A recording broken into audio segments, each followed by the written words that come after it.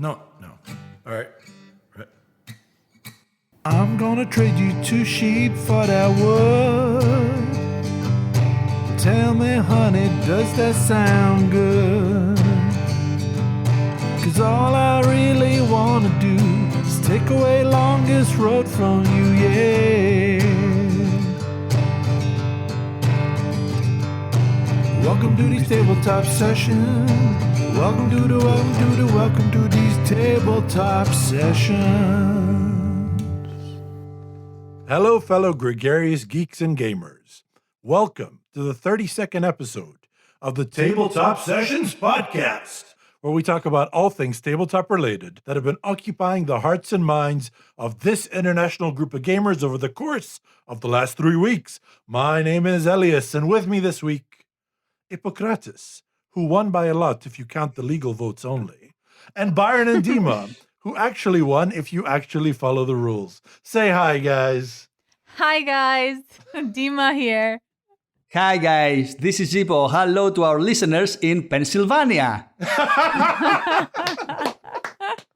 Hi, guys. It's Byron. I was going to say, how come you're speaking English?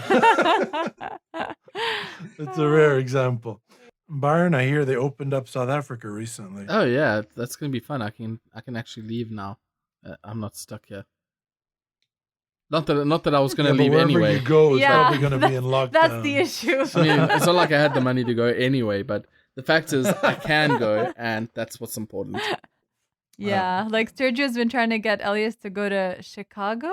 Yeah, Sergio's in Chicago for about a month. Yeah. And I wonder he why entered the Elias States hasn't gone yet. There was no quarantine, no nothing. And he's like, just come over for the weekend. I was like, yeah, a weekend there, and then 2 weeks of quarantine when I come back. Like, I got stuff to do. Like, oh man.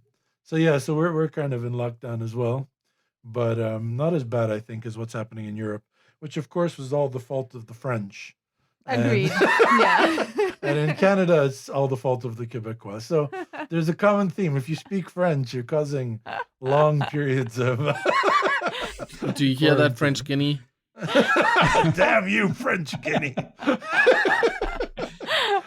All you French Guinean and Beninese people. Are you blaming my friends in Burkina Faso now?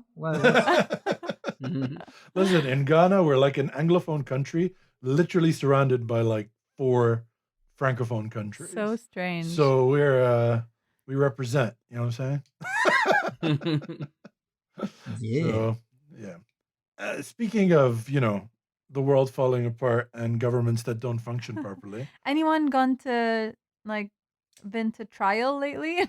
No, like we. Anyone sue anyone lately? I mean, I think he's brought up a lot of cases, but I don't think any of them are being actually taken to court. Anyway, speaking of that, me and Dima have been playing a lot of a game about politics and legal proceeding. Yeah. We've Yep. been playing High Treason, the trial of, I don't know if it's Louis Riel or Louis Riel. It's probably Louis Riel. Louis Riel, okay. It's a game published by Victory Point Games in 2016 with a second edition in 2019, which is the one we own. It's designed by Alex Berry and art by Tim Allen from Home Improvement. By the way, what art? Like, there's very little art in the game. Maybe those little like headshots. Yeah, it's the little headshots. Yeah. So Tim Allen is a portraiture.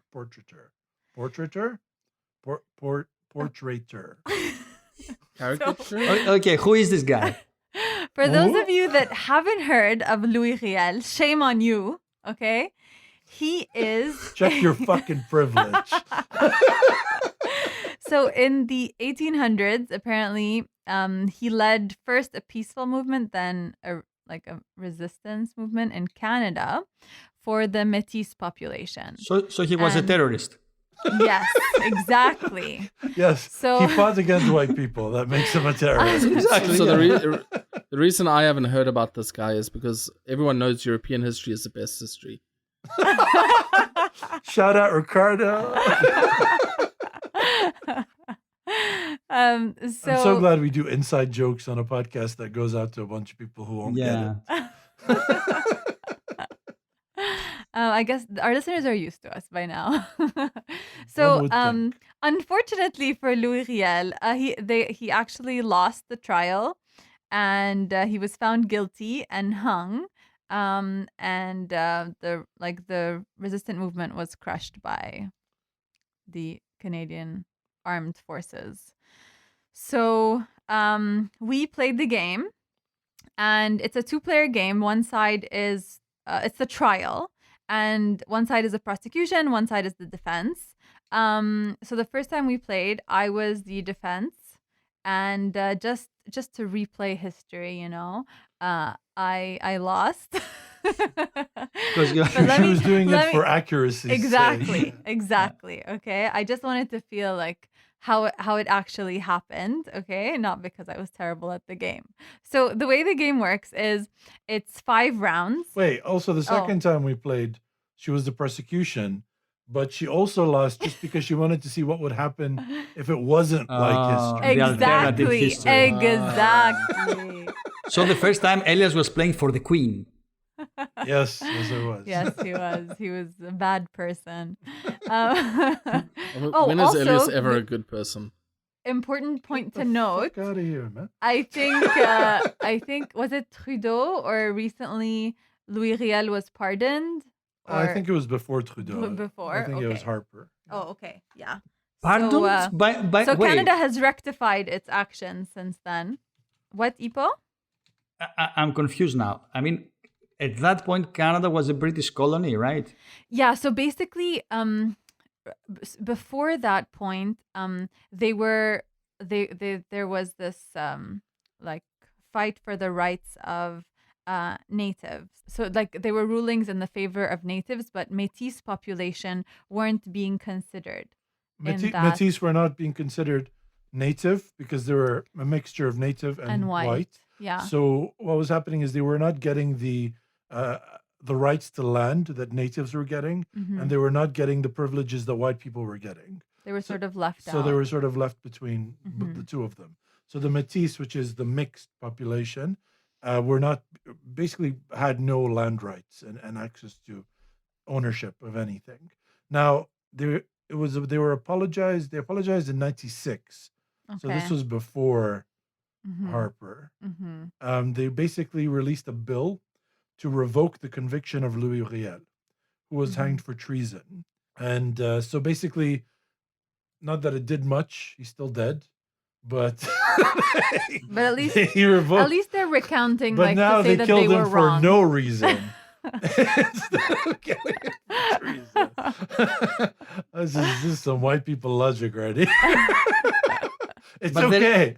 We made a bill revoking it, but he's dead. It's fine. We wrote a bill.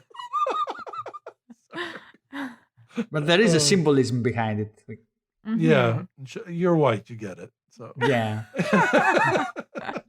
Yeah, I mean, I understand everything. But I am Mediterranean white. I'm white without the guilt. yeah. Love that. Oh, Okay. man. So back to how the game works.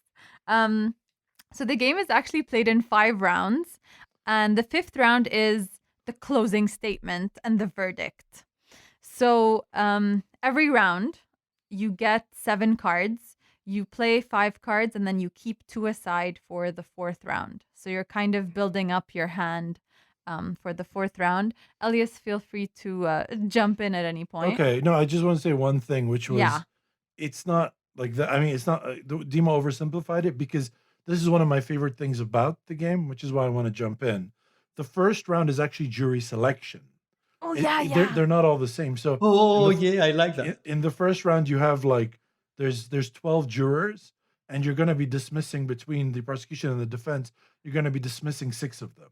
So there's actually going to be only 6 jurors by the time you start the trial, which was one of the shams they did in the actual thing, which was a ridiculous trial, 6 jurors for a treason case. Anyway, the point is, It was Yeah.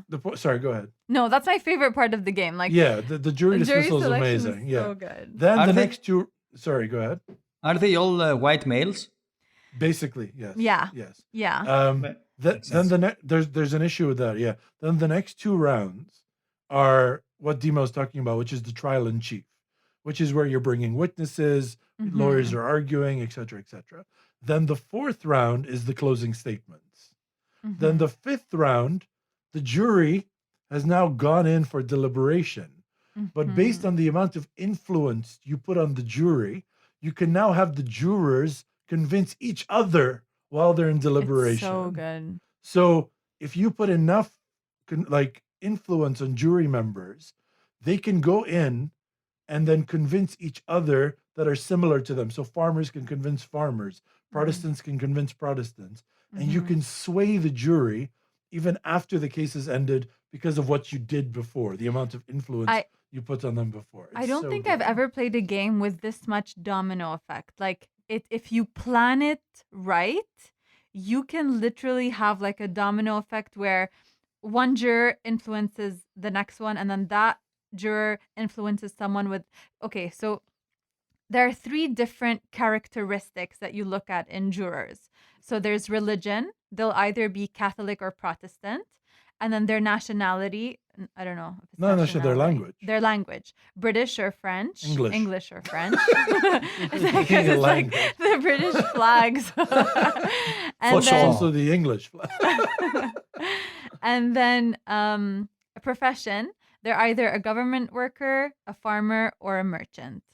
So like either like rural, administrative, urban, or like a merchant, which is sort of its own class in this regard. And throughout the game, you're putting your tokens on these jurors, so either prosecution or defendant tokens, and depending on how many tokens you have on them, you can either lock them in, to know that they'll be vouching for you, for your side on the fifth round of the game during deliberation. So, but there are certain cards that give you abilities and influence tracks that you can move along the game that give you ability to create this domino effect. So it says, like, if you've locked in this juror, then you can add one of your tokens to a juror that has either similar religion or similar language or similar profession. And the more similar they are, the more they can influence each other. So during jury discovery, you're learning more and more about the jurors. So if you find out that, this group of jurors are very similar to each other, you want to try to keep as many of them in as possible and then influence those categories. So if you get one of them, that dude can convince the rest of the English-speaking farmers who are also Catholics, So that's the cool thing. So the first round applies significantly to the fifth round. You know what I mean? So it's like discovery, then you do your thing, and then what you discovered and how you acted will sort of sort itself out in the last round. Very cool. Because like the first round, it goes back and forth. So I remove a juror, then Elias removes a juror, then I like it until we remove 6 jurors.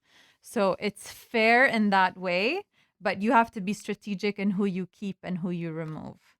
And there's one thing, like this game is only a 45-minute game. Exactly, 40 but to 45. it is the most, like, it's such an elegant design. Like, every action matters and contributes to the end of the game. Like, it's really, really great. So like on my turn, I can choose to influence a juror or use my card to do another action. And that one token that I didn't put on a juror could be like what made me lose that juror at the end of the 5th round. So is it mainly area majority? The mechanism? It's a combination. So Yeah. there's area majority, but it's more like Twilight Struggle than Asian majority, which is you can't, you know how in Twilight Struggle, when you're influencing an area, you're either adding your influence or you're removing someone's influence, because only one color of influence can either be blue or red, right? It's the same thing here. So with the jurors, you can either remove influence that the prosecution, say I'm the defense, say the prosecution has put, I can remove those or I can add mine. But other than that area majority, it's also increasing the value of each aspect. So say, you know, that there's a bunch of Catholics or whatever. You want to increase the guilt perspective that every Catholic will see. So, if to every Catholic, No, no, they no. will You appear- cannot. You cannot increase. They will commit suicide. They're Catholics. okay, Catholics are a bad example. So, like, you want every farmer to see things in a way that it appears more guilty to them, right? So you're arguing to the perspective of farmers or Catholics. So you have each of these things: Catholicism, Protestantism, English, French, and the three occupations. They have a track, a guilt track. Mhm. And so let's say this juror is a Catholic person, and the on the Catholic track the guilt value is 8. They're gonna have contribute 8 towards their guilt. Oh, I love it. I The love it every already. track goes up to 10. Exactly, and they can be multiplied if you've completely convinced, if you've maxed out a juror, and they can be halved if the defendant completely maxes out a juror. So defendants wants to keep that track, all the tracks on the lower end. Yes. And then prosecution wants to. And basically, like, there's a couple of requirements. Like, you need to get guilt evidence presented, guilt level to a certain amount. Otherwise, the case is thrown out. But other than that, if you do that, which isn't hard to do, there's a guilt number that you have to reach. So if your guilt number is 100 and over, you win as the prosecution. If it's 99 or lower, the defendant wins. So the defendant is just trying to keep that guilt level just under 100, so that they're going to be able to win that. So yeah. Sorry, Yeah. Tima.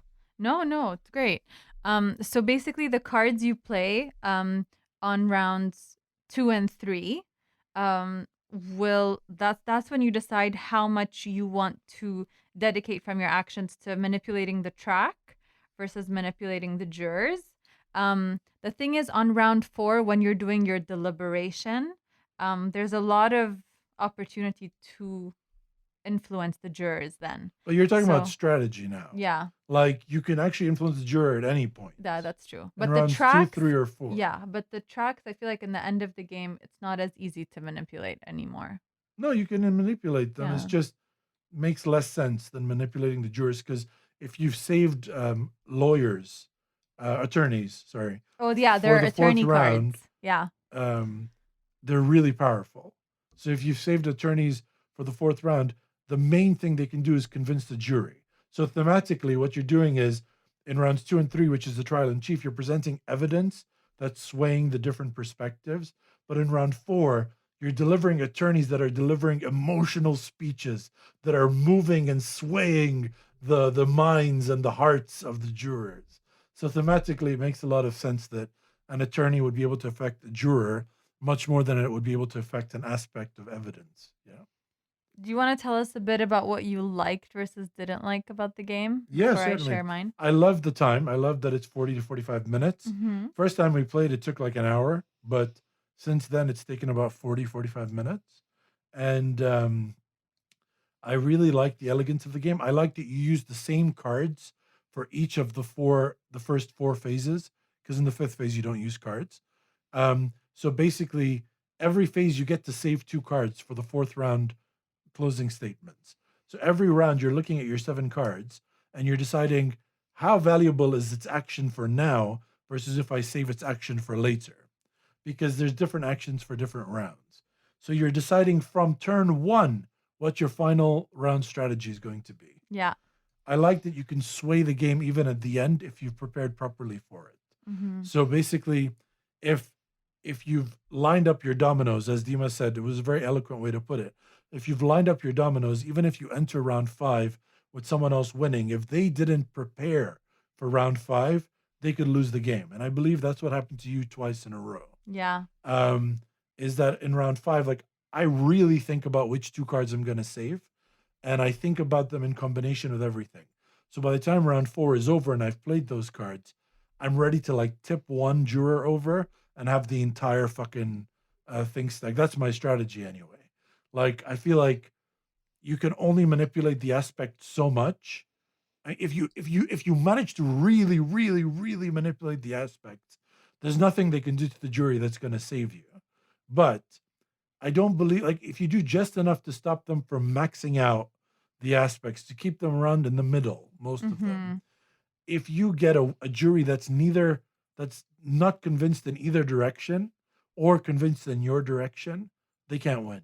Yeah. If you keep a relatively neutral jury and you do just enough to stave off the aspects, and as the defense, either you max out insanity, or as the prosecution, you max out evidence of guilt, I think there's very little they can do unless you did a really bad job in jury selection and they're all sort of the same Yeah. in three aspects. Yeah. I think, yeah. So the main thing that I love about it is it's short, but everything is interconnected so deeply, and every action you do from the first round to the fifth is connected to each other. Nothing you do is just a thing that, oh, I just did this on this turn.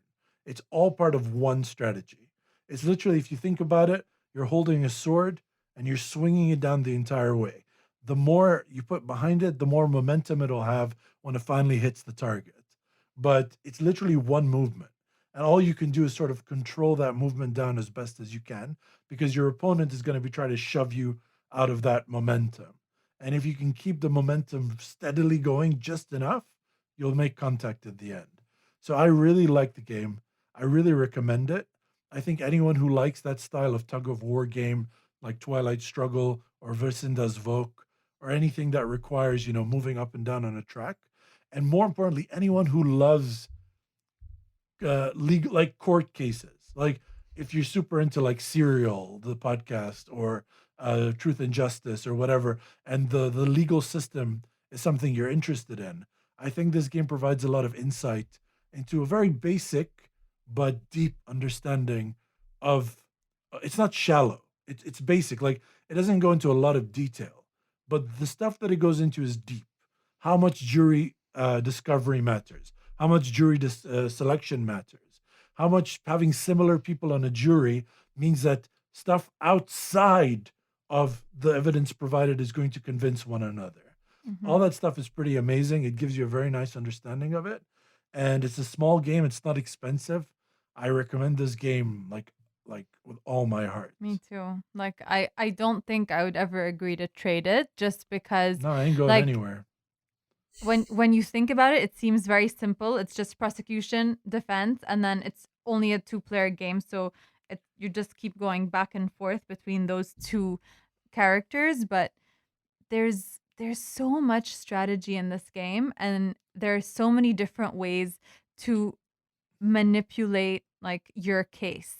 And I feel like Elias said, like that dynamic between defense, prosecution, and jury is so like nicely represented in this game. Like, I don't want to say well represented because I don't know how trials really work, but thank goodness I'm not a lawyer. I would be a terrible one. But it, like, yeah, the game is very elegant, and the way, like, so that chain reaction wasn't in my benefit because I didn't have a long-term strategy.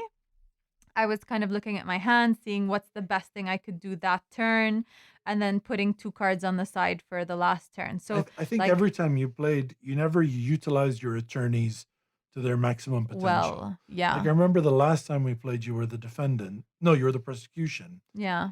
And in the prosecution, in the 4th round, they play 3 cards. Then the defense plays 6 cards. Then the I have the prosecution plays last 3 word, cards. basically. You Yeah. played your attorneys in your first set of 3 cards. So then you could play Then I everything responded to them, undo. and I Yeah. thought, if she has like attorneys in her hand now, I'm fucked. But it turned out she didn't have any attorneys in her hand. So when you play your attorneys is significant. And I think you're still trying to figure out like when to throw these attorneys in, because they really make a huge difference on the outcome of the jury. Yeah. And I think for me, like, I was focusing like on a few jury members and bringing their aspects down on the guilt track so that they're on my side. But it wasn't enough. It wasn't enough to focus on a few things. Like, you really have to keep like a middle ground in the whole game with juries and aspects. This And is then the swing. Yeah. a 2-player game, right? Yeah, it's a 2-player game. Is there a I'd way love- to play it 2 versus 2 or something? I mean, you could just make decisions together, but Yeah. it'd be super annoying. Yeah. I would like to see this game applied to other historical cases. You know what I Yes. mean? Like Mhm. take the same system, modify it a little bit to reflect a different legal system. So this Mhm. reflects the Canadian legal system. Let's Mhm. do one that reflects the French legal system and do a trial of, Maximilien Robespierre or whatever, Mhm. and then just keep that going down the line. Mhm. I think that would be a really cool system for anyone who thinks this theme is cool. I get if you don't think legal proceedings are interesting or you don't care about the legal system in your country or in any country historically, I don't think you're going to find a lot of joy in the game. Like, I think you'd be better served with other games. But because it reflects so well the legal system and the legal proceedings, if you find that interesting, I recommend this game. So- Yeah, I totally agree. And I'd love the to see theme more of really them. comes out, definitely. Yeah. Has this designer designed something else? Nothing. I was shocked. He's a good designer. He needs to get It's a on new- it. And it's a new game. I think once we tag 2016. him when this episode comes out, he's really going to be inspired. Yeah, with our huge listener base. Yeah. Well, that was High Treason, the Trial of Louis Riel. And hope you guys get it. It's a really, really fun game. So, talking about historical events, a while ago, not a while ago, I mean 1 or 2 years ago, I have seen this game about the Greek Civil War. And it's a game with art from the 80s. It's not very popular, not many votes in BGG, but the theme It is has very one interesting. rating on BGG. Not many is. Ipo is being nice. Was Okay, it rating by Ippo? No, I hadn't noticed that it was It just was one the rating. designer, and it was an 8 out of 10. And No, I don't know if you're it was the joking. designer, but it was Okay. I hadn't noticed that it was just one voter, and that makes a difference in my story. I'll tell you why. Because at some point, I decided to buy it as a gift to myself. What's it called? For my birthday. The name of the game is Andartes, which in Greek it's the revolutionaries. During actually after the Second World War. So I saw in the Board Game Geek that the game is best as solo and also playable with 2 players. And I was thinking, okay, we have a lockdown. This is the right time to get a solo game. Let's get it. Also, Lena, my wife, promised me that if I buy the game, if I buy the print and play version of the game, she will make the tokens and she will print the board. And actually, she did. I bought the game She just for. did, did a yeah. She did a magnificent really good job. It was very lovely. I bought the game just for $15, I just want to point out that including shipping. people sent me the link, and he was like, "They also have a game about Lebanon. You should buy it." And I was like, "Ivo, I don't know there's nothing about this that makes me think this is gonna be good." And he was like, "No, it's great. They have great ratings on BGG." And I was like, "Okay, you do it. And if it's good, I'll do it." And I only say this because I think it applies to Ipo's story at this point. I also have to interrupt because while I'm looking at the game on BGG, so the community has said that it's best with 2, but BGG has said it's best with none. So let that sink in for a minute. Okay, so I was saying that I bought the game for $15, including shipping from Canada to Greece. Okay, which is amazing. And of course, then Lena made an amazing job. And then also at some time she wanted to make an insert, and she made a wonderful insert. I was so happy because now all the tokens are in place and I can store the game vertically. So Yeah, I get the game. important. I try to learn the rules. This is one of the first games with asymmetric missions for the 2 factions, because the designer was also later involved in the design of and the evolution of the coin games. So that was one of the things that attracted me in buying this game. By the way, you can find pictures of the insert and everything in Board Game Geek. I uploaded them, so my wife will feel proud. They're the only pictures of the game. So, Go on, Ippo, go on. So I get the game. I start reading the. Oh, the I'm ru- looking at the picture you posted. Sorry, and someone wrote, "She must love you very much." Oh, it's so good. That was her birthday gift to me. That's a pretty good way to get a cheap gift. Then it's nice. So exactly, but it takes a lot of time. So it really means something. Anyway, it does. But I so like things, items. I'm very shallow. You're very material. I was going to say materialistic, but I'm a that shallow, too. materialistic person. Oh, great! You gave me your time. Oh, what the fuck am I?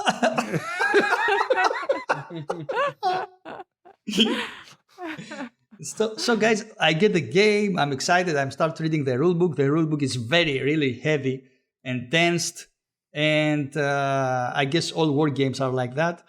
But this is my first actually war game, and I'm trying to see where is the section where it says where can I play solo this game, and there's no section. So I'm starting posting rule questions in the BGG forum about several issues, and the designer Brian Train is actually responding really quick to my questions, and I was so happy. So at some point, you guys best friends now? we're not gonna be maybe after this podcast. I'm not sure. Anyway, at some point, I'm asking, okay, how do I solo this game? Is there an AI? Do I miss something? These are my exact words. Can I be Brian? Can I be Brian? Yeah. Okay. So, Ippo, ask your question. So how do I solo this game? Is there an AI? Do I miss something? There are no special rules to play solitaire. No AI either. I don't like those things. There is no hidden information in the game. Just play both sides.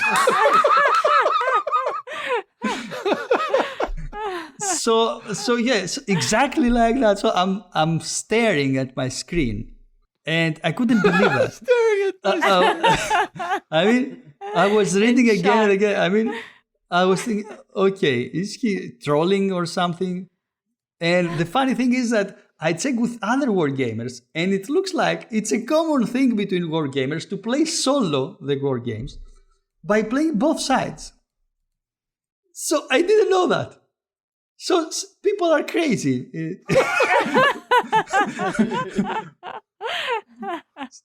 Actually, the reason that I wanted to share this story is just for this, because I want new gamers that want to try war games to know this. And okay, otherwise the game is really good. It's a really very good simulation of the Civil War. The guy knows the history behind it. Of course, the game is really heavy in rules. It's really a simulation. Maybe it's not heavy for war gamers, I don't know, but for me it's very, very heavy.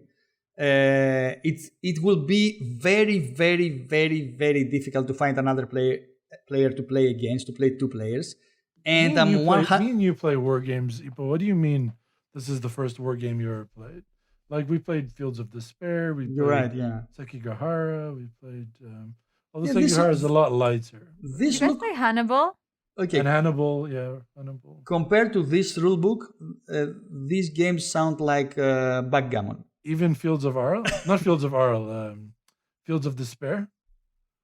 I mean, Fields of Despair has rules for, like, aerial bombing and the line. You're right, yeah. Maybe it was well written. Maybe that was the difference. Maybe. You're right, yeah.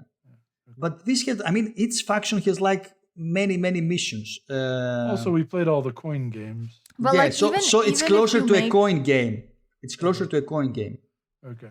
Even if you make one of your famous like cheat sheets or like I did like Excel sheets, you still don't feel like it would simplify enough to get another person to play with you. I did an Excel sheet, and it took me like 2 weeks to learn all the missions.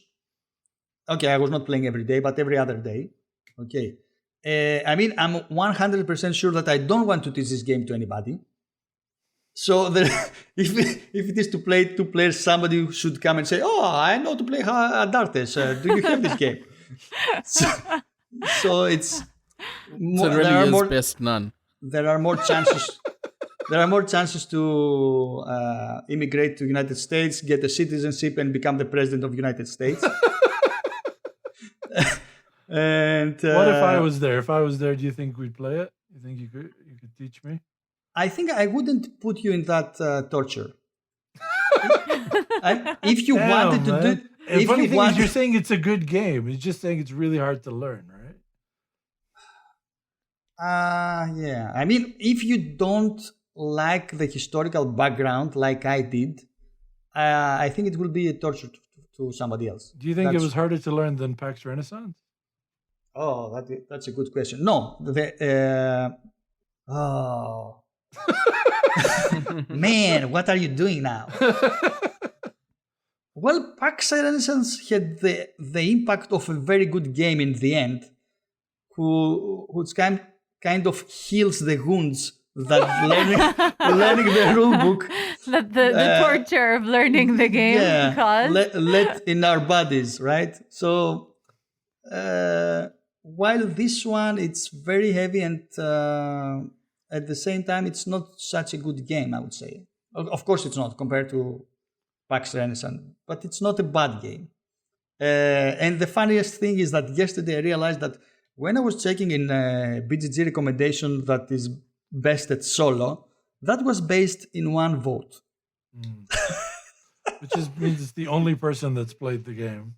Yeah, so there was one, exactly. So there was one person, and that was my sad story. So you'd basically recommend it if they find the subject material interesting and they're willing to get through a very hard set of rules.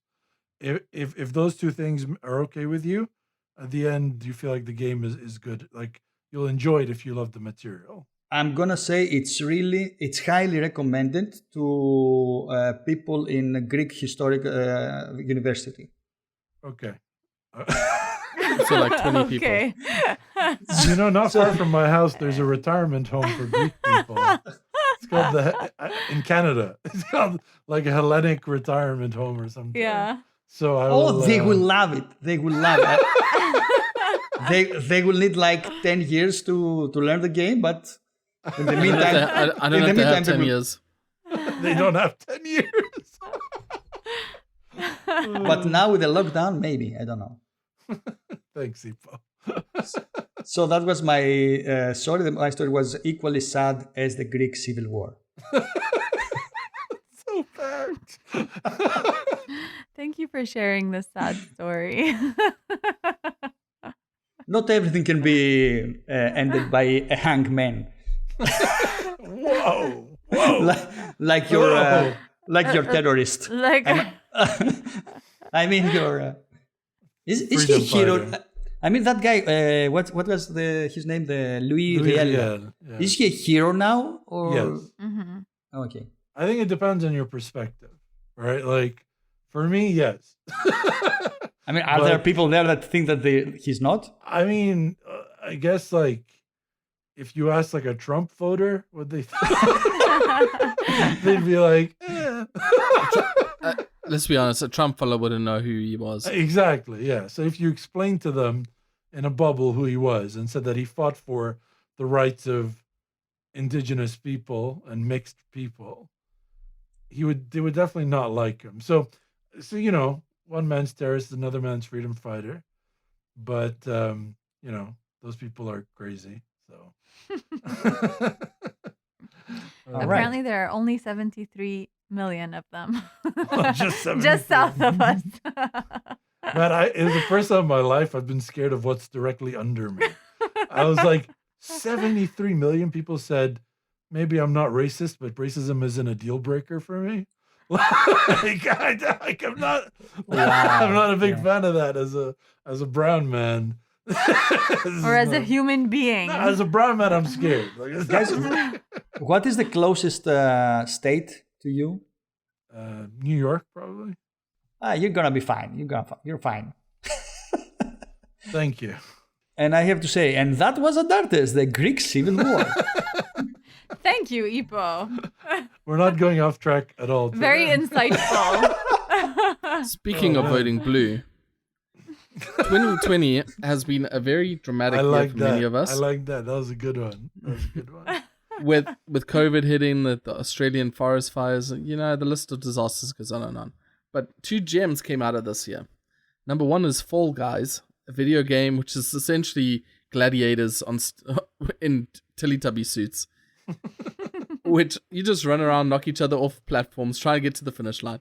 Great, simple concept game, doing really well. The next gem that came out is Among Us. Why is Among Us so important? Well, Among Us is actually pretty much just a hidden role board game. You have a team of 10 players that all get assigned a role randomly at the beginning of the game. When it's the action phase, players have to do what their alignment says they must do, and the traitor's trying to kill them. It's pretty much the exact same as Avalon, as a Secret Hitler, just slightly different rules. Wait, how many traitors in 10 players? You can have 2 traders with 10 players. Oh, okay. I thought it was Well, you just could have one. more. That's the beauty of the game, is that you set your own rules with this game. It gives you the structure of the game and tells you, okay, traders can do this and crewmates can do this. But after that, you're on your own. You can do whatever the hell you want. You don't have to even do your activities. You can just run around watching people. There's no rule saying that you have to actually finish the game. And that's what's so nice about it. I've been in games where everyone's worn a flower on their head. And we would always vote out whoever wasn't wearing a flower on our head. We've been in games where we've all swapped our color identity. So if you're a blue player, your name would be black or white or red or whatever. So when they're voting, who are you going to vote for? Well, now things get a little confusing. Are you playing Among Us? I am playing Among Us, and I'm having a lot of fun doing it. I mean, my daughters are playing. I mean, they're like, I thought it was a children game. No, but No. like even my colleague at work, like yes, Yeah. on Friday we were heading out and I was like, any plans for this weekend? He's like, yeah, gonna play Among Us with some friends from Boston. What? Really? Yeah. Yeah, it's hitting huge. Everyone I know is My playing. brother actually works as the marketing manager for a Among video Us? gaming company. Not okay. video, like and Video and gaming company. once Oh, a week when they have their staff meeting, that should be very successful. they play Among Us. They play Oh, a nice. video game, and then last Nothing week they gets played staff Among closer Us. together than accusing each other of being traitors. Yeah, his boss actually J'accuse. killed him like twice in a row and 2 games in a row. I want to work in a video game company. Yeah, it sounds great. I feel like he's reached his life dream. But you cannot kill your boss, can you? I mean, it would be inappropriate. But how I likely could- is it for the good when guys I, to win? When I was in my last company in Qatar, before we came here and I started doing the voiceover gig, we, my team and our boss, we had a very competitive relationship, let's say. So whenever we had to pick staff activities, we'd always pick stuff like, archery tag, you know what I mean? or like paintball, stuff like that. And then we'd go out for drinks. But as soon as my boss would walk onto the pitch, everyone would just turn their arrows towards him and just whack him.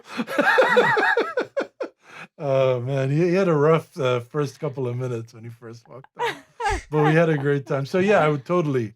He's the first person I would kill if my boss on an Among Us game. But that's the point of Among Us. It's just to have fun. It's not. There's no goal other than to just do whatever you want, and if you want to kill people, go for it. Like there's nothing stopping you from just not doing anything or doing everything. So And I that's have a what I like question about for it. you, Byron. I really enjoyed Project Winter, which is Yes. another game it's a bit more complex than Among Us, but the idea is you're stuck on a planet and you're going around and you're trying to, not a planet, like an icy area, and you're trying to fix a radio tower, but one or more of you are traitors and you're trying to get everyone to die. And we had a really good time playing that, especially when we discovered what happens when you die, which if you haven't played it, I'm not going to spoil it for you. It's a great surprise. And also like the system of different colored radios. And I had a really good time that day. Yeah. This game, whilst not similar, has a similar basic concept. So how would you recommend? I know Among Us is free. No, it isn't. Yeah. It's $5.69. No, it's free. It's free on your mobile. It's on okay. Steam. It's like $5. Like $5. So if there's no reason to not get it on your phone because it's free. It's like 40 megs. It's the easiest game to download. But like, how would you compare the two? I know they're not. One is free and one's not. But how would you compare them? So how I would compare them is Among Us is an entry-level board game. This is your Settlers of Catan, your Power Grid kind of Ticket to Ride. Very, very simple, straightforward kind of games. Even simpler like Monopoly. Yeah. No, a little bit more complicated than Monopoly, but entry level. But then the other game, I forgot its name now. Project Winter is more for your core gamers who want to just take that experience up a notch. Exactly, yeah. I totally agree. I like And Ippo, like your idea of like your kids playing a game so it's easy is skewed because your daughters like They're were playing gamers. they were gamers. playing games like Seven Wonders and like when they were like 7 or 8 years old. So Less, yeah. So it doesn't really count that your daughters play the game, so it's Monopoly. You know what I mean? But I played the game with actually the 4 of us, the family. We played the game 2 or 3 times, and we realized me and Lena of course lost, but I thought you were gonna say the kids lost. no, of course we didn't know where to go, what to do. I mean, it's they were voting against us. That's the other thing. That's a very important aspect of the game. That you can have teams voting against other teams, even without knowing who is the traitor, right? Yeah. To be fair, in Project Winter, I didn't realize there could be more than one traitor, right? And I was the traitor, and I didn't realize why I had a walkie-talkie, because I had a red walkie-talkie, which you have if you're the traitor. And I just go like, anyone hear me? And Hamad heard me. And I was like, come this way, I need your help with something. So apparently that means we're both traitors because we both have the red walkie-talkies. But not knowing that, he came. I cornered him into a little room, and I start beating him to death with like a shovel. And he's screaming on the other side because there's a proximity thing. People can hear you depending on how far they are from you. And he was saying, he goes, we're on the same team. We're on the same team. Just beating him to death. Oh my God. Did you kill him or did he survive? No, I stopped in the end. I was like, oh my God, I'm so sorry. That's so funny. So you can definitely have that in Project Winter as well. That's how you should introduce your assassins to each other if you hire them. That's why in board games they say, werewolves, open your eyes and look for other werewolves. Yeah. In Among Us, it's even simpler than that. Your loading screen just shows you, oh, it's this other person. Great. Nice. All right. No, but the other way is way funnier. It's way funnier to almost kill Hamad. That's hilarious. I loved how in Project Winter we all turned into rabbits, and now I knew Hamad was a traitor, so I followed him as a rabbit and I beat him to death in rabbit form, so no one could finger me afterwards and be like, when you're rabbit, oh, it was Byron. you are. Yeah.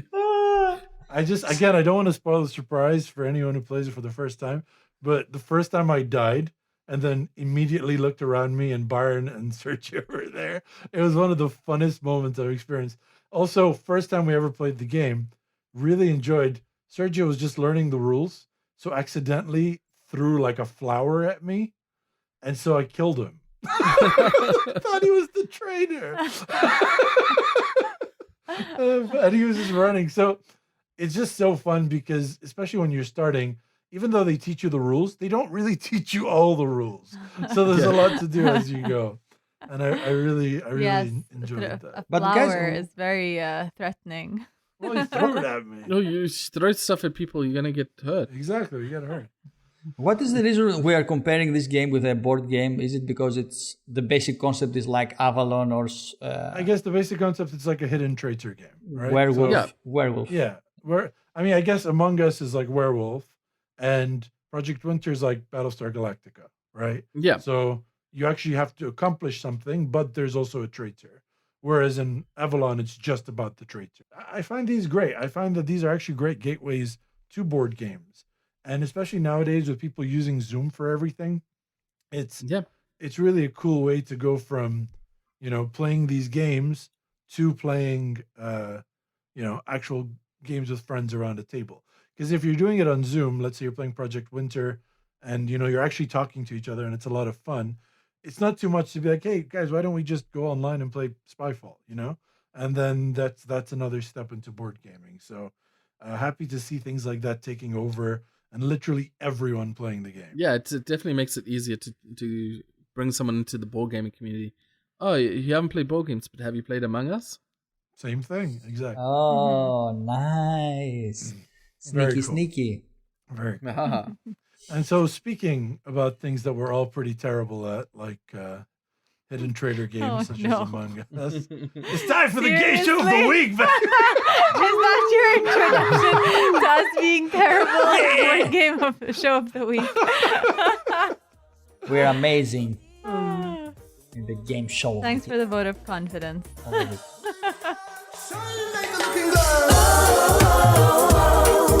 Mysterious girl, I wanna get close to you. Oh, mysterious girl, move your body close to mine. Welcome to the Game Show of the Week. I'm your unwilling host, Elias. Today, we'll be playing Mysterious Game because Dima didn't have time to prepare a Game Show of the Week this time. Seriously? Yes, seriously. No. It's because I didn't have time to prepare a game for the previous episode. We didn't do a game show. But then we did. But we had already decided that you were gonna do this one. You were being lazy. So then this okay. agreement just got postponed to this episode. That's how that works. Okay. Oh. So yeah, Ipa, if you don't have time to do your Ippokratic Corner, apparently just leave it, and then I can do it last minute.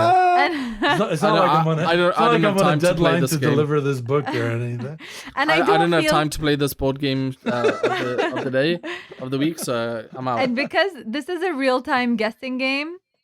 This is not a real-time guessing game. It's such a real-time guessing game. This is not a real-time guessing game. It is. I'm not. It's my game. Anyways, I just feel like it would have been uneven. Guys, how do we play this real-time guessing game? Okay, so this game is called Mysterious Game, and it's not a real-time guessing game. So I don't know. I was led to believe it was. I know, but that's called fake news. But basically, there's no timing. That's the main point. I mean, it is in real time in the sense that it's set within reality. A real-time guessing game. It's not a real-time guessing. Do you guess in this game? Yes. In real time. Okay. Yes, you do. Do you guess in real time? Everyone's stuff talker. So Maybe you guess in fake time. No respect for the game show host. it's basically the game 20 questions. Okay? But This game's gonna have an asterisk next but to I it. don't actually care if you take 20 questions. Nah. The point is, I'm going to give you 3 games one at a time. Not to each of you, to all of you. So I'm going to say, okay, this is the first game, go. You're going to ask me questions to try to narrow it down. So the basic idea with 20 questions is I'm thinking of Fidel is Castro. it on Earth? And you say exactly, like words. You say, is it on Earth? You'll ask questions as a group. The person to guess it gets the point. So Oh. Hence the real the worst time. case scenario. It's not real time. Hence the guessing part. The worst case scenario is that it's a 3-way tie, in which case I do have a tiebreaker game. So we go 3 to 4 questions, and the winner is the winner. What if it's a 3-way tie of 0? Is there still... Then we go to the 4th, and if you still don't know it, I'm the winner. No. Elias can't win a game. He's literally the host so that he doesn't win this game. Yeah. Dima came up with the idea for the game, and then said, "Do you think it's fair?" And I said, "I'm probably gonna guess it." And then she's gonna be like, "Okay, you host it." So the other question was, I told her, Dima, if I asked you, let's say the game was Feudum, and I asked you, because it's all yes or no questions, and I ask you, does this game play 5? Do you know the answer, or do you have to check it? And she's like, I have to check Feudum does play 5. I know, but she goes, I have to check it. I'm like, so you can't host this game. Like, it doesn't. Like I would need to study a week in advance for the 3 games that I select, just so I make sure I cover all ends. All right, Do we Jensen. have to lady. make the questions one after the other? No, take your time. I don't Like- care. Oh. Also, Okay. what is amazing, guys, is that You're amazing. I now see your both your point of view. I mean, it's really a real time, but it's not real time. It's real time though. It's real time. No. I mean, it really makes sense now. Guys, this game is already going to take forever, so let's just jump into it. You have And no confidence. your first in game us. starts now. Is it on Earth? Maybe. Does it Oh. reflect real life activities? No. Is it a two-player game? Yes.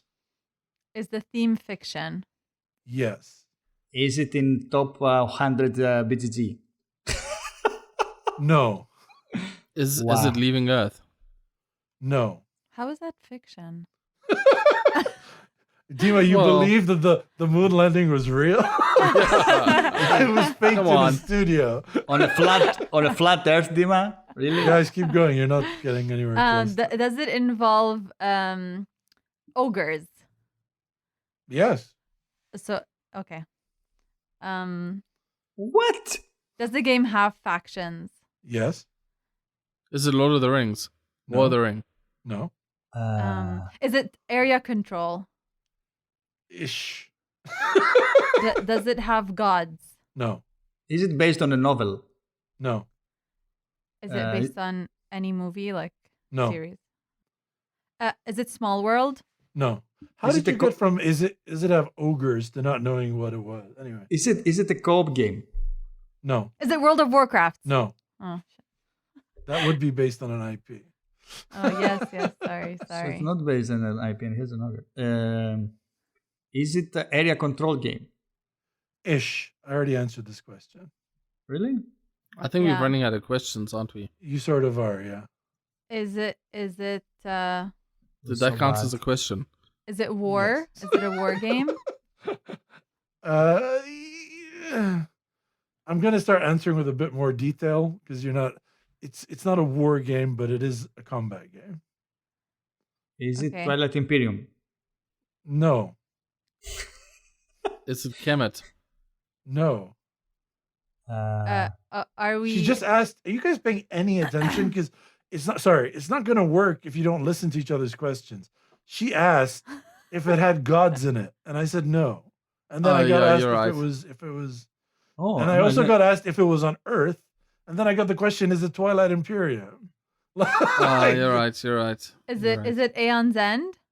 No, Is it a deck building game? no. Is it? Do you want a hint? Is it Yeah. in your collection? Yes. Okay. Byron, you're not allowed to type. Keep your I'm not hands up typing. on the screen. I'll give a hint.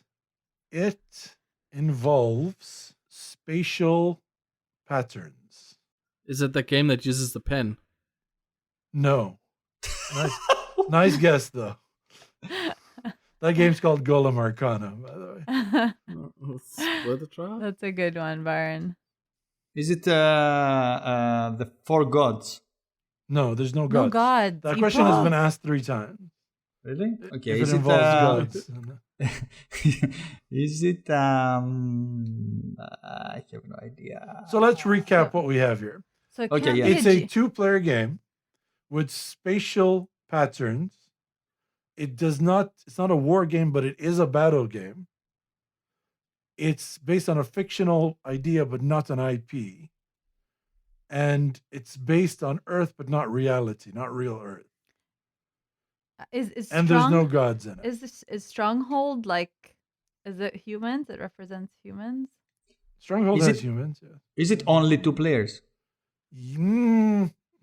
It's built as a 2-player game, but It- it can be extended to 3 and 4. But it's not built to be a 3 or 4-player game. I think the ogre thing threw me off And it did have Yeah. ogres. Yeah, me too. I have because no it's not. idea It what. can't be a All GMT right, game. your next hint. Oh, we also said it has factions. Is it a GMT game? It is not a GMT game. Okay. Your second hint Is it Terra Mystica? No, it's not Terra Mystica. Your second hint is Two-player. that, guys, your second hint is that you can buy factions to add to the game.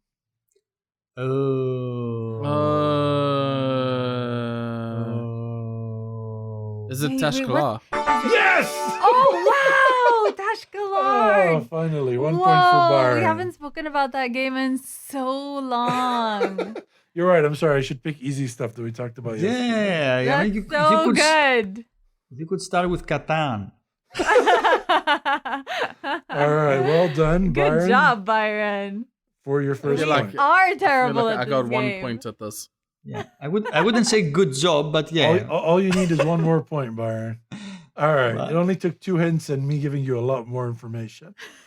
I was literally about to say it's designed by Vlada Chvatal. I just hope someone figured it out. That It was starts gonna be with my it third starts clue. with a T. Okay. The second game starts now. Ask questions. Is it designed by Vlad Vlatel? No. Is it based on real life? Yes. Is it a Is war it set game? on Earth? It's not a war game. It is set on Earth. Is it a GMT game? It's not a GMT game. Is it Memoir 44? No, I just said it's not a war game. Oh, I thought you said it is a war game, but I got Yeah, confused. I thought you said it is a war game. Yeah. I literally said it's not a war game, but it's set on Earth. Oh, it's set Okay. on Because Earth. both of you were asked Yeah. questions at the same time. Yeah, I couldn't Are there follow. miniatures in the game? No. Is it an area control game? No. Is it a real-time game? No. Is it co-op? No. Is it a worker placement? Yes. Is it a Euro? Yes. Is it Can you designed play- by Stefan Feld? No. Can you play it with 6 players? No. Is Is it it about designed- trains? No. Is it designed by Uwe Rosenberg? No.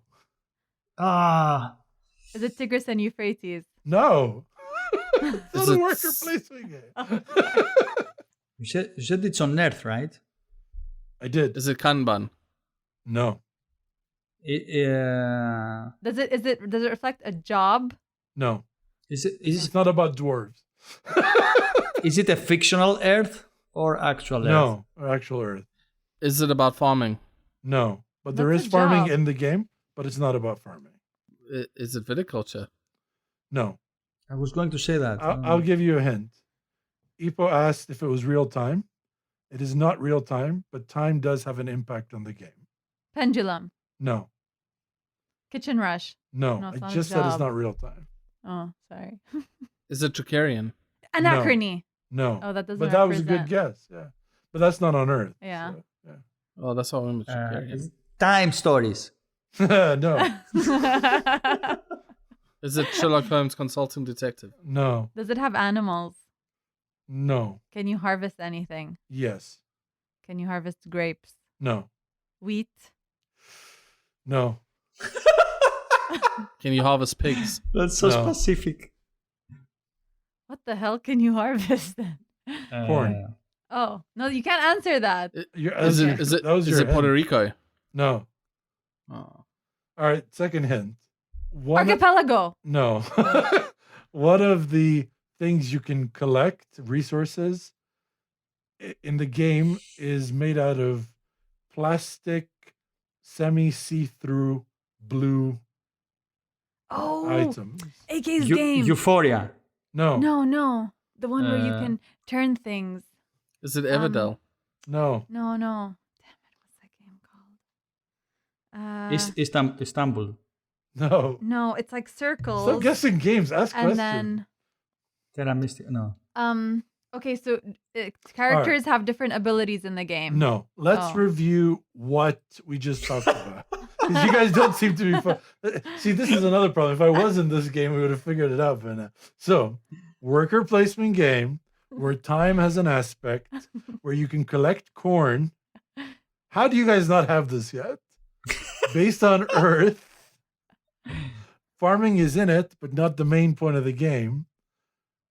And it's And not you Uwe can Rosenberg. collect blue semi-see-through plastic tokens. I'm stumped. All right, let's do Wait, one more. is it historical based? Yes. Historical. I'll give you one more hint, and this is the last one.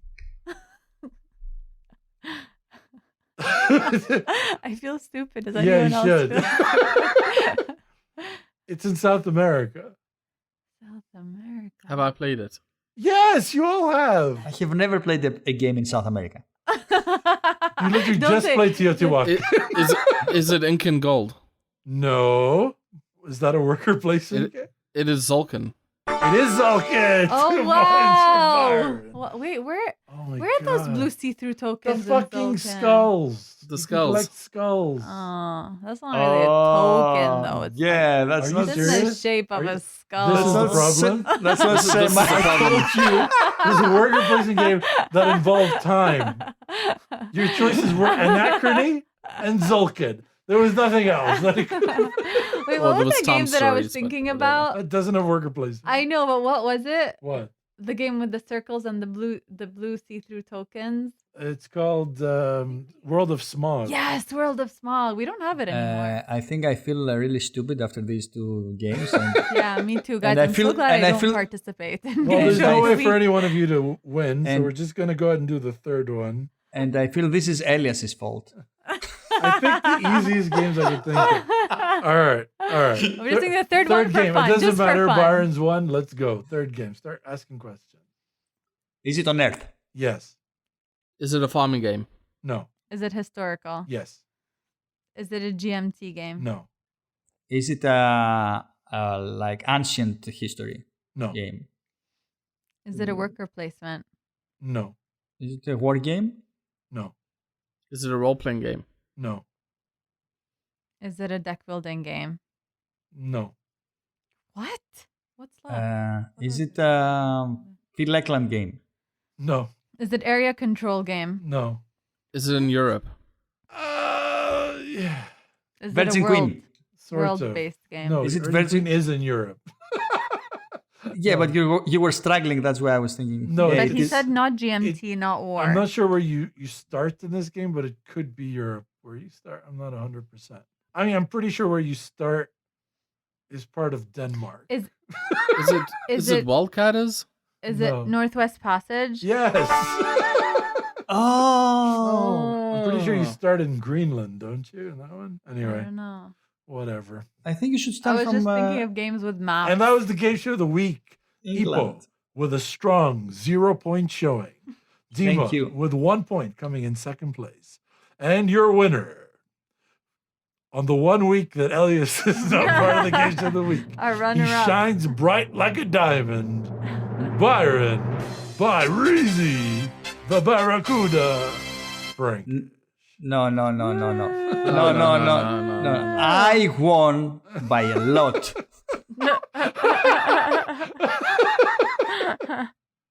At least it's all It's these okay. fake rules. We'll put an asterisk next to this one. There's no asterisk. You won fair and square, Byron. Congratulations. Congrats, Byrizi. Congratulations. You are better than me and Ipo. And might I add You that will. Ippo's been scouring Elias's game collection for a week now. Yeah. And Dima lives with Elias. Speaking So she of should- And that, I own that game collection Speaking with of them. that, it's You time might for the have- Ippokratic Corner.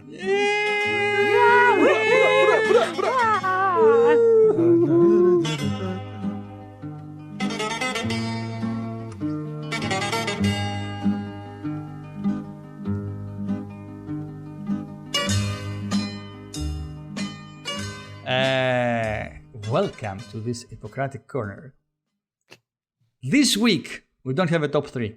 We have something that Aww. we think it might be interesting, it might be not. A friend of us sent us at some point a link for a website, the dicector.nunesandro.com. I was really hoping you would figure it out. I was sure that you wouldn't call it Dicector because it's dice and then CTOR, right? I thought you would come and say Dicector or something like that. But you figured it out. Turns out you can speak English. Who knew? Oh, is that what it's called? Anyway, guys, this I thought it was like Director. this link will be in the episode description. I hope. It's amazing. It's an And amazing thing that this guy in Portugal created. yeah, what this guy created is that you go to this site, you upload your collection from BGG by just inputting your BGG username, and then the website gives you back an insight of what you have done in your life with board games. How many We spent, like, times half you have? an hour on it. It was so interesting. Really, you did? Yeah, I just looking at like the results and Yeah, because in the top reorganizing. thing you can like reorganize by price, most played, all these different things. Yeah, it's a Super fun. heaven for people that like numbers for Yeah. no reason. Mhm. And like Uh, ranking. When you want to like rank your games by cost or length or highest player count or whatever. Or most popular. Yeah. So in this website and in today's Ippokratic Corner, I'm gonna say many times the word community average, community rating. When in this website they're talking about community, is the average of the people that have already been linked to the site. They have already uploaded their collections to the site. So it's not, when we say community, it's not the whole board game geek community. Oh, I didn't realize that. Thanks for pointing that out. We did not know. Oh. No. I Yeah, thought it the- was a little high. Like, I thought the average weight of the collection was higher and the average size of the collection was higher than BGG. Like, it seemed yeah. a little suspicious. So, So when we're talking about community, we're talking about the real nerds of the board gaming, the people that actually went to the site and uploaded their collection. So by comparing your stats, guys, I just highlighted some things that I wanted to discuss with you. One of the things is, okay, let's start from the average geek rating of our collection, which is 6.7 for Elias's collection, 6.7 for Byron's collection, 6.7 is the community average collection, and 6.8 for my collection. so Because you're a I'm little better. nicer than other people. Or are you saying your collection is slightly better than our collection? According to that's the what he's saying. community, it is. No, yeah. I was going to say my collection is the best, which is actually true, right? Is this why you wanted to change the Ippokratic Corner Oh this my week? God. That was To one of the reasons. I knew it. Going to your average rating, it looks like Byron is giving an average of 7 to the board games, while I'm giving a 6.4, and Elias is giving a poor 6. Would you like So to talk about this, Elias? Why are you giving the board games an average of 6? Why are you? I have stronger feelings about games than you do. Also, you guys didn't have to play Enigma Box, so That definitely brought the overall because I gave that one average like a down. -5. So. I thought Enigma Box will push other games ratings upwards. I've You given would say, several okay. ones, to be honest. So, yeah. The most underrated game, according to myself, is Wildcatters, that I rated like 3 points above what is the community's average. And the most overrated game, and I only count games that are rated in BGG 7 or more. So for me, the most overrated game is Ticket to Ride, which I gave it a 3. And in Board Game Geek, guys, I mean, I wouldn't believe it. It's 7.3. I know That's people a love lot. that game. Yeah. I mean, Well, who is think doing it's that? right. I believe that quite well, but It's I it's those probably would rate 18 it around a X's. 4. or I mean, 5. I can only imagine people that have only played Ticket to Ride and going there and say, "Oh, this is amazing." 10, boop, bye. I mean, you say that, but like, who's played more games than like the Dice Tower, right? And they love Ticket to Ride. That's so true. for some people, the game Still? holds its, Till today? till Like, today. Whoa. I just hate it. I don't like the first time I played it, I was bored. And then every time I played after that, I was bored. And it just, I guess I'm thankful because I bought it around the same time I bought Terra Mystica. And I'm glad I had Terra Mystica to show me the way of like what kind of game I needed to play in my life. I think it's hilarious that like we had Terra Mystica and Ticket to Ride in the same shipment. Like what was going on there? Elias, which one would you think is your most underrated game? Underrated means that I rated it higher than the average. Yeah, sorry, yeah. Which is the most underrated game for you, I should say. I would guess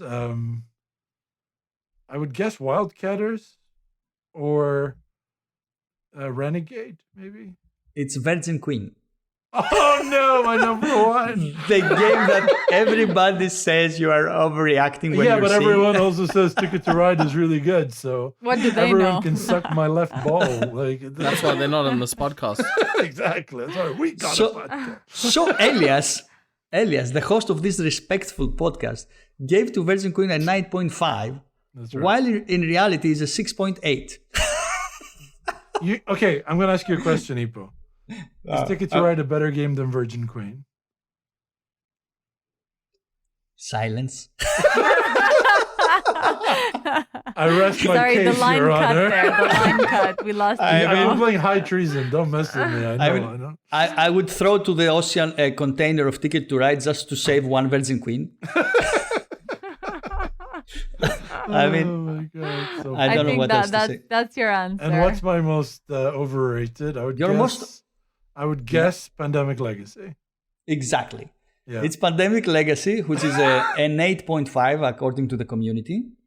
But it's a 4.75 according game is so overrated. It's so overrated. Like I can't. It's not overrated. Some people have So a basic. Like I just. I don't know. Dima, Yeah, some basic. Dima, some people have a picture of with the Pandemic Legacy on their head. By some people, do you mean you? Like that. Remember? That was for the root contest. Yeah. Yeah, we should have unfriended you then. That's it. So the other interesting thing in this that I learned in this website is that in the community, on average, people have actually 20% of people's games belong in the Board Game Geek Top 100. Nice. Yeah. So 1 out of 5 games is in top 100, which is actually true for Byron, who has 90% of his games in the top 100. I guess Wait, sorry, 90 or 19? 19. Sorry, 19. Oh, Okay. okay. Yeah, Damn. I was gonna say. I have 16%, and Elias has 12%. Yeah, get wrecked. I go against the grain. You know what I'm saying? Which shows something. wrecked. No, I think he really makes a research before buying a game, and it shows. I mean, he think discovered it's really he discovered fair many good games for us. I have to because admit. I've rated everyone's favorite game, Pandemic Legacy, really low, and everyone has rated my favorite game, Virgin Queen, really low. So it makes sense that I would have the least in common with the top 100. No, but like you're what they would call Also, I want to point out outside that the this 95th percentile. Dicector only looks at your current collection. The truth is, if you've looked at my previously owned games as well, I've owned maybe 90% or 80% and up of the top 100, and I just don't like them. Like, I'm sorry, like Bruno Cathala, I think I've owned almost every Bruno Cathala game, and I own 0 because his games don't mesh with me. That's all. So, but I always give him a chance. I always like it to try.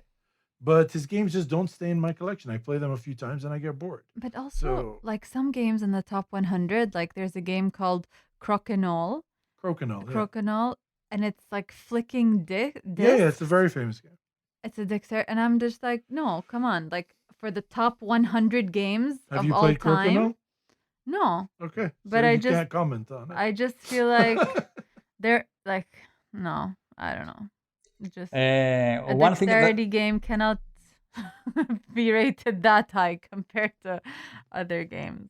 One thing that I should have said for our listeners, just to have a level of comparison in their minds, is that Elias and Dima, they have 186 games in their collection. I have 79 and Byron has 32. Yes, but if you include previously owned games, I have 132 previously owned games. So that puts me over. Yeah. That puts me at 310 or 20. So you have to understand the bulk of games that I've gotten rid of is double the size of Epos collection. So when Yeah, I of tell course. you that I've played almost the entirety of the top 100 and just given it all away or traded it or stuff, it's true. Like I just don't mesh with what BGG says, and I think it's obvious because our podcast in 2020, when Bonfire just came out, we were reviewing High Treason. You know what I mean? And Andartes. Like we're not exactly out there going call to the Yeah. new. Let's go. We're the hotness. Like we're the old people in theory of the board game thing. Like our collections are older than most people's collections. Some of my games are from the 60s, 70s, and 80s. And, you know, if a game is good, I'm going to enjoy playing it. Like, it doesn't matter if everyone else is playing it right now. So I think the top 100 BGG, I really don't like what it's become. Like, when I first got into board gaming, you know, Puerto Rico and Twilight Struggles were the number Her Struggle were the number ones over time, and they were the number one for ages.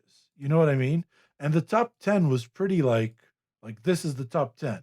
And I like that. It meant like, okay, you could look at a top 10 and be like, that's solid.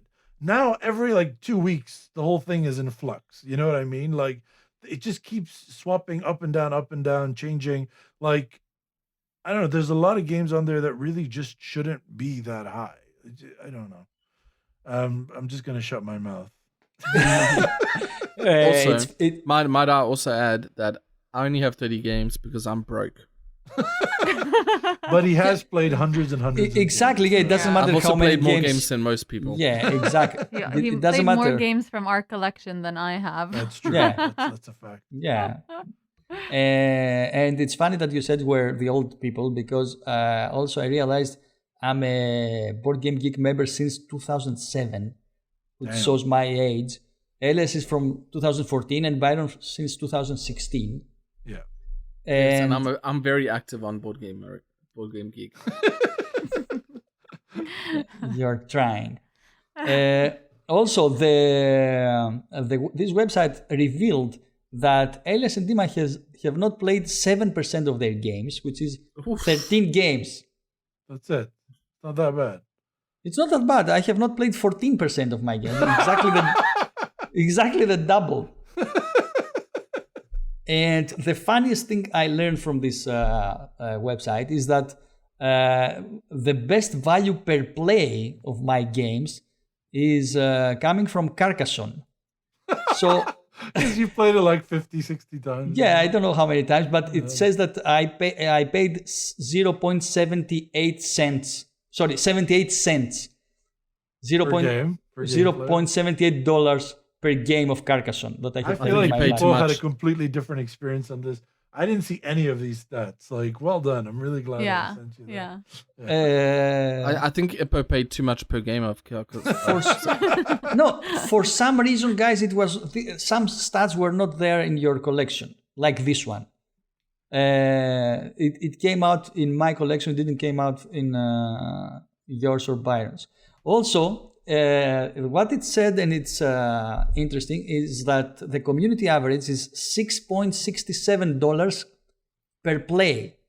So every time we're playing a game, on average, we're paying $6.67, which is not bad, right? I mean, No, it's Yeah. not bad at all. So when you're designing a really bad game, try and make it around $15 so they get 2 plays out of it.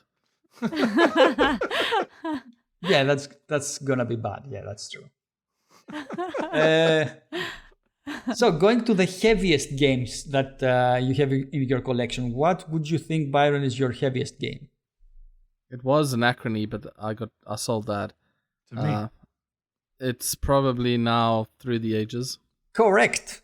And Elias? It says Arkwright, but I don't believe it. Like, Really? Yeah, as somebody who's taught all the games, like Feudum and Pax Renaissance are heavier than Arkwright. Undoubtedly. Oh yeah. This is. I just think what it is more people have played Arkwright, and more people who are not, say, war gamers or heavy economic gamers or 18xx gamers, so they think this is so heavy. But if you've played an 18xx, Arkwright's like, you know. Right, yeah. That's correct. Like even 1846 is heavier than Ark, right? It's based on people's opinion, yeah. This is why BGG doesn't matter. And your lightest game in your collection is Monikers for Elias and Dima, and Exploding Kittens for I have For no regrets Byron. with that. End the call. End it. the reason I I haven't like told you the my, oatmeal guys. the reason I haven't told you my games is because I have the heaviest and the lightest game of all. The lightest Prison game Monopoly. is actually a gift from Elias and Dima, and it's High School. Oh yeah, the like. I didn't flipping give it to you. I gave it penguins. to your daughter. That's true. You put it in your BGG collection. Yeah, then okay, then you should like deduct Yes, I should put my 15 nephew's games from my collection. You should have been a lot more clearer when you handed the game to him. This is not for you. It's for Talia. Or Phoebe. But the heaviest game in my collection that you don't know about it, I guess, Oh, I'm gonna is- guess. is Andartes. No. no. the Greek game. No, it's not. It's gonna be. He said we don't know about it. Yeah, because it never came to Qatar. Oh, no way. Is it? Could it be Yeah. the German election one? That's the other one that never came to Qatar because I couldn't find it, and it was together with this one. Oh, ALS. Yeah, Advanced Advanced Squad Squad Leader. Leader. ASL. Sorry. It's- ALS is the muscular dystrophy disease. Guys, this game is so fun. It's a war game from the 80s. It has a binder of rules. Yeah, Eh, ASL is serious. Yeah. Yeah, and as But then you say you've never played a war game when you play Andartes. Yeah, it ASL is doesn't the make any war sense game. anymore. Yeah, I have never played it. He just owns it. There's no way to play this game. I mean, I'm telling you, it's a binder of rules, and every edition, the reason that this is a binder is they make new games with new units, and you add seats in the binder with rules. So in a weird way, it's kind of like Warhammer. Yeah, I have never played Warhammer, yeah, but I guess it's like that. Honestly, like I'm astounded by how many rules are in miniature games and like D&D style things. Like there's a surprising amount of rules in D&D for a game that's supposed to be simple to play. Most people Yeah. don't follow most of them, but like when I get a There's- new D&D player and they're like, "Oh, you know, this is too complicated." I'm like, "You play D&D?"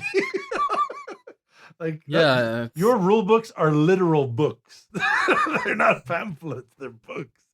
Oh man. But nobody, as you said, nobody's actually using them. I mean, maybe in their spare time you can get ideas of what you do. But yeah, if you are a good DM, you just need to That's be true. Yeah. ready, right? Yeah. Okay. Yeah, going like to- we're playing this Savage Worlds campaign on Storysmiths, and I watched 5-minute explanation of the rules of Savage Worlds, and Eugenio just guides us through, and he does a great job. So, as you said, you don't actually need to read all the rules if you're not DMing. So, Exactly, yeah. So I was checking the most common category in your collections, but in all of us, it came out that it's card games or something like that. no, it's hand management. Hand management, exactly. Because it's like every game that has cards has Exactly. hand management. Exactly. So that was not interesting. No. So I found what No. was most common category versus the community, which means that Byron has movies or TV themed games Nice. four times more than the average I love in it. the community. Can in I the tell you community. how I love much that I theme. love Ippo? Like he actually did this. Like I mean, Byron, Very why? interesting. it makes sense. Byron got Firefly from me because he loves yeah. Firefly. I like theme. Sorry. Yeah. And so if we compare our what mechanisms we like, what categories we like version the community, Byron is for sci-fi and movies and TV themes. Elias is about political and war games, That makes Which sense. GMT, Which wa- yeah. I'm about political and real-time games. You do have a lot of real-time games. Yeah. For And- someone who doesn't have that many games, like you got a lot of real-time games. And all of us, we are for economic games That makes sense. Okay. by a huge difference compared to the community. Yeah, no, they like, Ticket to Ride, so we should listen to their perspective. What is amazing for me is that in the community average, there are on average it's collector has 27% in his collection expansions. 27%. Yeah, we don't have any. I don't don't log have- I have expansions. I have a few expansions for some games. I but just don't not log many. them because I don't like rating expansions. It's a weird thing, and then I don't like that if I don't rate them, then there are several games in my collection that don't have ratings on them. Plus, what if I get do one is if I expansion, have to an get all the expansion- expansions. And usually I put the expansion in the main box anyway. So I usually just have a comment next to it saying with X and Y expansions. And that's the reason you don't buy expansions. It's because I have OCD, yes. And it hurts my heart. No. Okay. But very few games I felt like the expansion added. I'll tell you what happened. I bought a lot of expansions in the beginning, Dima. But then what ended up happening was those games never came out anymore Mhm. because there was more stuff to explain. Yeah. Or I would have to separate out the expansion stuff. And then it just became super complicated to do. So what I do now is I tend to only buy, I'm not an expansion guy. So I tend to only buy expansions if they add more factions is a big thing I like. And two, if it just adds more stuff to the same set of rules. So the expansion for Zaya, it doesn't add too much that you can't handle. It adds a little bit here and there. Yeah, like the expansion for Scythe and stuff like that. Exactly. Scythe It's- is I have the yeah. different factions because they're just factions. But if you have a game that says, oh, this is, for example, Kingsburg, everyone told me get the To Forge a Realm expansion. It takes the game from being okay to great. We used to play the heck out of Kingsburg. I think that was the first game Byron played at my house when he came for game night Yep. uninvited. It I didn't even know your name I- that whole night. I- I just kept calling you Jason's friend. I was invited, just not by Elias. by Jason, yeah. Correct. Who I didn't tell he could bring. Anyway, the point is, it was great. I'm happy that he did. The point is, once The Forge of Realm came out, I think we played the game twice, and then that was it. Maybe it's a fault of the way that I approach games, and it definitely is. It just doesn't match with the way, because my group, we don't play the same game frequently within a short time of each other. So what that ends up in is you're either going to teach the base game without the expansions and then never get to the expansions, or you're going to teach the game with the expansions, and it's going to be complicated for those who've never played the game before. Let me just clarify one thing. So everyone in the group relied on Elias to explain all the games that were happening on game night. So Yeah. Elias already knew all the basic rules to all the games. So having expansions just added too much complexity. And so we rarely played expansions, and no one in the group offered to read the expansions. And No, explain. that's not true though. For example, Twilight Imperium, right? I bought all the expansions for Twilight Imperium. We tried to play with all the expansion stuff, and we had a miserable time. We yeah, it couldn't was finish the so game. bad. So I looked Yeah. online, and it turns out most people are like, don't ever play with a bunch of these things. Just pick and choose what you want. So from then, I kind of created my perfect TI3 game, which we had, which is the game that Basil and Ipo were arguing about the morality of Ippokratis. I thought that was an amazing TI3 game. I had a great time. Yeah. I guess I'm not opposed to expansions. I like expansions. It's just with our group, it's more likely that they're going to want to play the base game. And if it's just a case of factions or more stuff without extra rules, I will 100% pick up that expansion. So I don't like it. Actually, I think that I would go for an expansion if I think that the expansion makes the game better. Or if I have played the game so many times that I need something new to be added to the game. that's the And- basic. That's what most people. And this has happened to me only once with Catan when I bought Citizen Knights, and it was really nice to play something quite different. But again, that lends itself to you were playing the same game multiple times in a short period of time. Exactly. So that's really when because if you bought Citizen, if you had a new group that had no idea what Catan was for some reason, because Catan's an intro game, so you have new players. Would you teach them what Cities and Knights? No, Never. You teach them what Never, just yeah. basic Catan. Of So course. that's why in our group it never made sense. But again, 27% of the games to be expansions in a collection. For me, Yeah. it's that's a lot. it's I huge. guess when people like games, They want everything. yeah. Exactly, yeah. It's the collector's Yeah. thing, and now it makes sense to me that I see so many expansions coming out every year. Yeah. Okay, going to the most common mechanics versus the community. Byron likes a lot dice rolling, No. which is his collection has Surprise. twice the games that should have on average, and Should he also have. I'd he like also to disagree with that. and he also likes player elimination. Byron doesn't fit on this podcast at all. I mean, Just because I own them doesn't necessarily mean I like them. player elimination. What? I mean, Some what of is those this? games I can't get rid of, even if I'll try. Who's your favorite president? No, Is it Byron, you JFK? do like dice rolling. You love dice rolling. I mean, Because who you doesn't? roll well. I've never met a person that rolls better than you. You Like, should see me on the. do you remember the craps one tables. time you had a really bad rolling day? We were playing Fortune and Glory. Oh man, it You was were so bad. such a grumpatron. was so After you started upset rolling about bad, you were so fucking like upset at the game, and you're like, "This is what I go through every time I play." It's true. Yeah, because Byron will always be like, "I'm gonna roll the dice," and he'll always roll well. So I'll take that gambit any day. So for Elias and Dima, their favorite mechanisms compared to the community average is area majority and tile placement. I love top placement. Fuck. And I love area majority. The reason that I don't have many games is because you have all of them. and I used to play your collection, so I think that's the reason. My most common mechanisms are trading Makes and sense. co-op.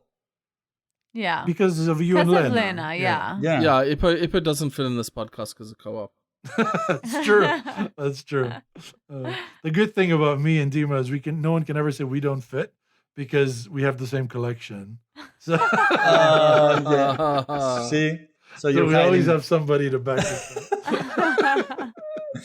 up. My next stat from Nuno Sandro's website is kind of strange. Maybe it's wrong. It says that the average release year of Byron's games is 2011. Mine is 2009. And Elias's and Dima's is 2003. It makes sense. I mean, how many games do you have from the what? From the I'll tell you, one of 90s? the games throws it off completely. Yeah. Which is Dutch Blitz. And Chess. June. It's from checked. from 1960. We were Do you have- surprised too. Do you have chess June also in brings your it down. collection? I do, but I don't add it to my. Okay, Dutch Blitz is from 1960. And, Okay, what else? I mean, I have Hunda. Dune, which is 1980s, and 18XX maybe? and I have, what did you say? 1830. Yeah, 1830 Dune. yeah, Don't yeah. forget a bunch of Reiner Knizia games from the 90s. Okay, so it makes sense. Tichu's from the 90s. So I do have a lot of games from the 90s, but I think the main ones that skew it are Dune and Dutch Blitz mainly, because being from 1960, it's an outlier. The most common release year of your games and Byron's games is 2016. Actually, Elias and Dima, they have 25 games from that year. Good year. I mean, yeah. Do you have everything? I mean, did you try to get everything from 2016? Yeah, they only release 25 games a year. If Actually, they only release 25 games a year, I would have every game ever made. in 2000, maybe 2000, maybe 10 years earlier, how many games were coming out? Like 100 or Yeah, something now like it's that. literally thousands a year. But now it's 1,000, yeah. My most common release year is 2018. 18? 18. Cult of the New. You're fucking hotness boy. We were in Essen. No, it's Essen. Oh, it's the Essen here. Okay. Yeah, I have 11 games from 2018, but yeah, I was trying to buy everything in Essen. Yeah, I can't. So kids, if you want to save money, stay home. Stay safe, stay home. The average value of a game in the community is $44, while Elias's and Dima's collection average is $52. I blame Kickstarter. It's Kickstarter and also collectible games. So June, the original June, World of Warcraft. I have the original Study at Emerald, and it's actually worth more because my copy's signed by Martin Wallace. So it's a lot more. Boom. So Did you take a picture with this person? I took a picture with the game, not with him. He took the picture of me next to the game. Actually, you have 21% of your games are started as Kickstarter. Yeah, I'm better than Eugenio and AK. They're probably at 90%. 21% is 38 games. You have 38 games from Kickstarter, which is the community average exactly, 21%. I have only 16%, but Byron, he has 41% of his games from Kickstarter. Do you love Kickstarter, Byron? Yes. Do you follow? I mean, do you get updates? What's coming up? Are you just? I mean, do you just? But why do you open think I do the news, Ippo? Never think about it. Oh, you're right. I mean, I'm not doing that. Do you just open Kickstarter? Say, okay, let's see what's new there. Yes. I do that. Wow. I would buy it. I'm afraid I would buy everything. Once a month, I spend about an hour going through Kickstarter. I do that like once a week. Okay, I'm not as dedicated as Elias. I have 47 backed board game Kickstarters. Oh, wow. But I've sold so many of them. Like going through World of Smog, gone. Keyflower, gone. Seventh Continent, gone. Secret Hitler, gone. Escape Room in a Box, gone. Like a whole bunch. World Championship Russian Roulette, gone. What about Enigma Days of box? Ire, gone. Leaders of Euphoria, gone. But you What's kept that? the Enigma box. Hey, I turned that into Clans of Caledonia and Black Angel. Did you keep the So- T-shirt at least? No, I sent the T-shirt. Who designed the Leaders of Euphoria? It wasn't Stegmeyer. It's the guys who It did wasn't. Good Cop, Bad Cop. So You remember how like we had a terrible time, but I Yeah. did love the little laser guns. They were so cool. It's literally the reason I bought them. So I did like love the laser guns, but the fact that it's set in the same world as Euphoria, which I think in one of our very first episodes I called like the best IP, if it was an IP of any Yeah. game. Like I'd like to see movies set in that world. So Stegmeyer just gave the name to another designer. No, they licensed it. Yeah, they licensed it. Really? Yeah. Okay, that's not bad. Yeah, it was cool, but it's not a good game. Like I bought it for quite a bit because it had like a bunch of nice pieces and stuff. I sold it for like $10 because that was the going rate. Like the rate had dropped so low. I don't know why. Because Good Cop, Bad Cop is considered a good game. I guess it just didn't translate to Leaders of Yeah. Euphoria, so. Something went bad. Okay, guys, so I'm going now to the most common designer in your I thought collection. you were saying I'm going, like I'm leaving. My time's up. So the most common designer is not, again, it's not really interesting in the way that, okay, the most common designer in Elias's and Dima's collection is Stefan Feld. Yeah. You have And I just ordered 2 more Stefan Feld games. really, that would change the statistics. Bonfire and Carpe Diem. So 8% of your collection is Stefan Feld, which is 5 times more than the average. I like Stefan Feld. But what is more exciting and amazing is that your Phil Eklund games is 16 times more than the average. Yeah, makes sense. My favorite designers are Martin Wallace, 5% of my collection, and Cole Werle, Both of them are 10 times more than the average. Damn. And what is more exciting is Byron. Byron has a designer. This designer holds the percentage of Byron's collection on 31 times more than the average. Byron, would you guess who is this designer? Not a chance. This designer is Max Temkin. No idea who that is. I do. He's the one who did Exploding Kittens, isn't he? He did Secret Hitler, Secret Hitler, yeah. Cards Against Humanity, Yeah. This means you're a bad person. and I'm sending the picture of this guy right now to your WhatsApp. This guy is Byron. What? He's like Byron 10 years ago, right? That looks nothing like me. He's a white guy who brushes his hair to the side. He looks like Yeah. He likes He's himself. a white guy with brown hair. Oh my god, this is amazing. Byron likes himself. I just wanted to say this. One final thing about the artists.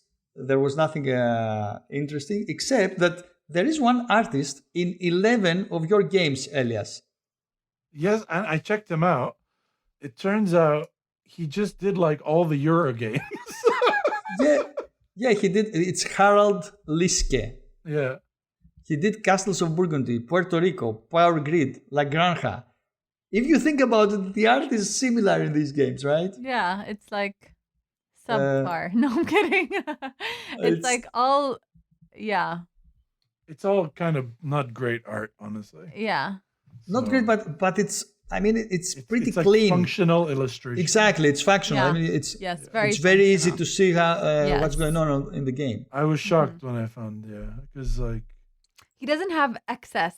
Like he doesn't and then focus I also too noticed much on my- illustration. sorry, my second guy that was in most of my games, I also didn't know him. Turns out he just did like all the GMT covers. So yeah. So, guys, I hope you learned something today about yourself. I hope our listeners will Yes, go. people thinks all white people look the same. That's what I learned from this. I hope our listeners will go to dicector.nunessantro.com. Dicector with a C. Anyway, the link will be in our episode description. And please let us know. Please check out the BGG Guild and let us know over our Twitter account at TT Sessions QA how your collection stats compared with ours. That's right. I found out that I have a lot less Eric Lang games compared to the rest To of anybody, the community. yeah. It's not my style, right? So it makes sense. But there's some very interesting stuff. So definitely everyone check it out. And if you find anything that sticks out, like you also have a lot of Vladach Vatel games, let me know over on TT Sessions QA. Thank you, Ipo. Not only do I appreciate that, I appreciate the effort you put in today. That was a lot of fun. I don't know how interesting this is to our listeners. So let us know if you liked it so we can try to do more stuff like this. If you found it very boring and couldn't visualize it, keep that shit to yourself. I'm kidding. Let us know. So that brings us to the end of this tabletop session. Thank you so much for listening. Please check out our Instagram account at Tabletop Sessions. You can reach us through Twitter at TT Sessions QA or join the conversation over at our Board Game Geek Guild. And you can find the link to all of these in the episode description. Please rate us on iTunes or on Apple Podcasts or rate us through your Android podcast app of choice. We'll be back in 3 weeks. And until then, to quote one of my favorite writers, God damn it, you've got to be kind. Say bye, guys. Bye, guys. I won by a lot. Bye, guys.